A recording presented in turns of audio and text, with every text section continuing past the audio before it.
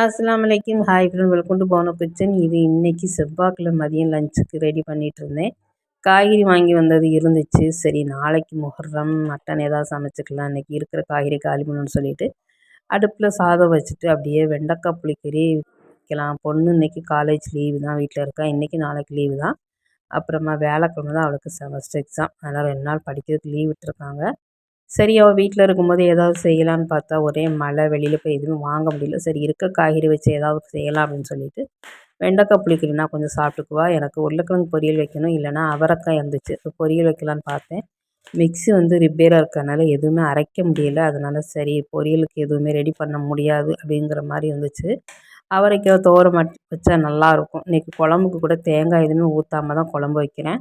எங்களுக்கு 2 பேருக்கும் ஒன்றும் பிரச்சனை இல்லை, கம்மியாக வச்சாலே போதும். கொஞ்சம் அரிசி மாவு கலந்து ஊற்றிடுவேன். நல்ல டேஸ்ட்டாகவும் இருக்கும், குழம்பும் நல்லா திக்காக இருக்கும், சாப்பிட்றதுக்கும் டேஸ்ட்டாக இருக்கும். இந்த பாலோ எப்போவுமே நான் தேங்காய் ஊற்றிட்டு தான் பண்ணுவேன், ரொம்பவே நல்லாயிருக்கும். சின்ன வயசில் எங்கள் அம்மா அந்த ஐர மீன் குழம்புலாம் வைக்கும்போது அம்மியில் தான் மசாலாலாம் அரைச்சி அந்த காலத்தில் வைப்பாங்க இல்லையா.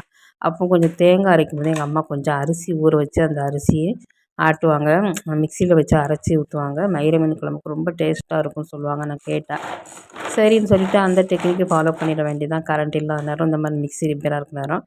சரி, நான் அவரைக்காய் தோர வைக்கலான்னு பார்த்தா மிக்ஸி ரிப்பேர். அது கொஞ்சம் ஜீரகம், வெள்ளைப்பூடு, தேங்காய், பச்சை மிளகாலாம் மிக்சியில் வச்சு நான் இது பண்ணுவேன். இந்த கொஞ்சம் பவுட்ரு மாதிரி திரிச்சிட்டு அதை போட்டு தேங்காய் எண்ணெய் ஊற்றி வைப்பேன், டேஸ்ட்டாக இருக்கும். சரி, அவரைக்காய் பொரியல் பொண்ணு திங்க மாட்டேன்ட்டா. சரி, முட்டை ஏதாவது பொரிச்சு கொடுத்தா போதும்னு சொல்லிட்டு சரி வேண்டாம், முட்டையை நம்ம இந்த பொடி மாஸ் மாதிரி பண்ணிடலான்னு சொல்லிவிட்டு ஐடியா பண்ணிவிட்டு அதுக்கு எல்லாம் ரெடி பண்ணி வச்சுட்டு முட்டையெல்லாம் கலந்து வச்சுட்டேன். அப்புறம் புளிக்குழம்புக்கு எல்லாம் ஊற வச்சுருந்தேன், எல்லாம் ரெடி பண்ணி டக்கு டக்குன்னு முடிஞ்சிடுச்சு வேலை. அப்படியே பார்த்துட்டு சோறு வடித்து வச்சு அதுக்கப்புறமா பொரியலும் வச்சு முடிச்சிட்டேன். அதாவது முட்டை பொரியல் சூப்பராக இருக்கும். கொஞ்சம் இஞ்சி பூண்டு பேஸ்ட்டு, வெங்காயம், பச்சை மிளகாலாம் வதக்கிட்டு மஞ்சள் தூள், மிளகாய்த்தூள், அப்புறம் முட்டை மசாலாவும் போடுவேன், நல்லாயிருக்கும்.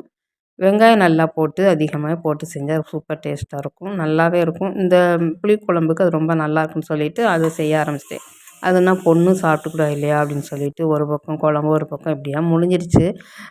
நின்று பார்த்தோம்னா ஒரு அரை மணி நேரம் வேலை தான் இருக்கும், ரொம்ப டக்கு டக்குன்னு. அந்த வேலை நேரத்துலையே நம்ம வீடு பெருக்கிறது, பாத்திரங்கள் வரதெல்லாம் செஞ்சிட்டோம்னா எல்லாமே அரை மணி நேரத்தில் முடிஞ்சிற மாதிரி இருக்கும். நான் எப்போவுமே சமைக்கும்போது ரொம்ப குயிக்கான டயத்தில் சமைச்சி முடிச்சிடுவேன். அது எப்போவுமே எல்லாருமே என்னை பாராட்டியிருக்காங்க. எனக்கு அப்படிலாம் தெரியாது, ஆனால் சொல்கிறவங்க சொல்லுவாங்க, எவ்வளோ குயிக்காக பண்ணுற, அதுவும் கிச்சன் நீட்டாக வச்சுட்டே பண்ணுற, அது உன்னால் மட்டும்தான் முடியும்னு சொல்லுவாங்க. ஆனால் நான் யூடியூப்பை பார்க்கும்போது நிறைய பேர் அந்த மாதிரி பண்ணுறாங்க, அது எனக்கு ரொம்ப சந்தோஷமாக இருக்கும். நான் மட்டும் இல்லை, நிறைய சகோதரிகள் அந்த மாதிரி இருக்காங்கன்ட்டு, அது ரொம்ப நல்ல பழக்கமும் கூட. கடைசியாக கொஞ்சம் அரிசி மாவு கரைச்சி ஊற்றிட்டேன். குழம்பு சூப்பராக மணமாக ரெடி ஆகிடுச்சு. நல்லா காரமாக இருக்குதுன்னு பொண்ணு சொன்னால். கொஞ்சம் சாதம் மிச்சம் வச்சுட்டா, ரொம்ப காரம் வச்சுருக்க, நல்லா டேஸ்ட்டாக வச்சுட்டு காரம் வச்சுட்டேம்மா அப்படின்னு சொன்னால். என்னவோ தெரியல, இந்த தடவை மிளகா திரிக்கும் போது ரொம்ப காரமாக தான் இருந்துச்சு பொடி. அதுவும் தீர்ந்து போக போது, இனி பார்த்து வாங்கணும். அவ்வளோதான், லஞ்ச் ரெடி ஆகிடுச்சு. குளித்து தொழுதுட்டு சாப்பிட வந்துட்டோம். மணி 1:30 மணி ஆச்சு. சரி, வயிறு பசிக்குன்னு சொல்லிவிட்டு அவளுக்கு சாப்பாடு வச்சுட்டு எனக்கும் சாப்பாடு வச்சுட்டு 2 பேரும் சாப்பிட கிளம்பிட்டோம்.